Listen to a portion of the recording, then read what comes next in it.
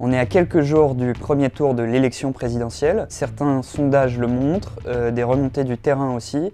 Il reste plusieurs inconnus pour ce premier tour. Alors la première inconnue, évidemment, c'est la qualification pour le second tour. Pour l'instant, elle se joue entre Emmanuel Macron, le président sortant, qui est jaugé à peu près à 26-27% dans les différents sondages. Entre Marine Le Pen, on observe une dynamique, une remontée dans les sondages ces derniers jours, et Jean-Luc Mélenchon, qui est devenu au fil du temps le troisième homme de cette campagne présidentielle. Alors la deuxième inconnue, qui est corrélée en fait à la première, elle concerne Jean-Luc Mélenchon.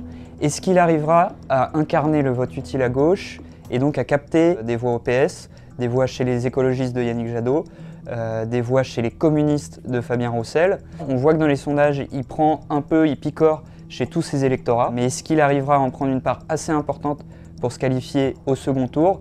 Pour l'instant, l'inconnu demeure. La troisième inconnue de ce scrutin, et finalement c'est peut-être la plus importante, c'est l'abstention. Pour l'instant, les sondeurs évaluent l'abstention à un niveau record aux alentours de 30%.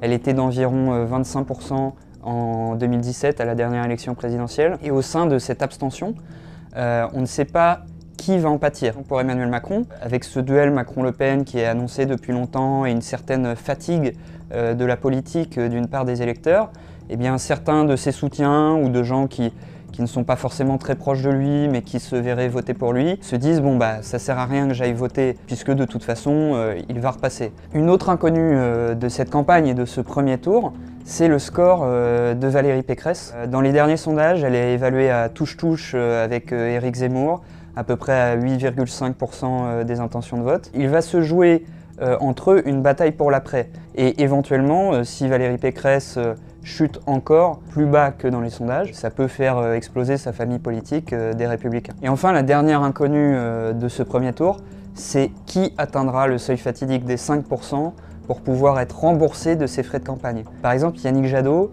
il est souvent évalué à 5-6% des intentions de vote, donc vraiment à la limite du remboursement des frais. Ensuite, évidemment, c'est pour Anne Hidalgo, qui est évaluée à 1,5-2,5% des intentions de vote. Vraisemblablement, elle ne sera pas remboursée.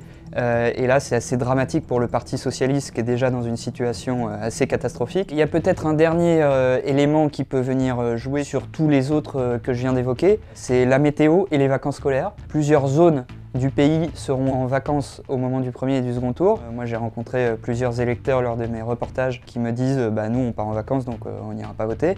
Et puis il y a la question de la météo. J'ai rencontré une dame hier à Amiens qui me disait bah moi s'il pleut je sors pas de chez moi. Donc voilà, si on veut une participation importante, il faut aussi compter sur la météo et sur des gens qui ne partent pas en vacances ou qui partent en vacances mais avant de partir passent par le bureau de vote.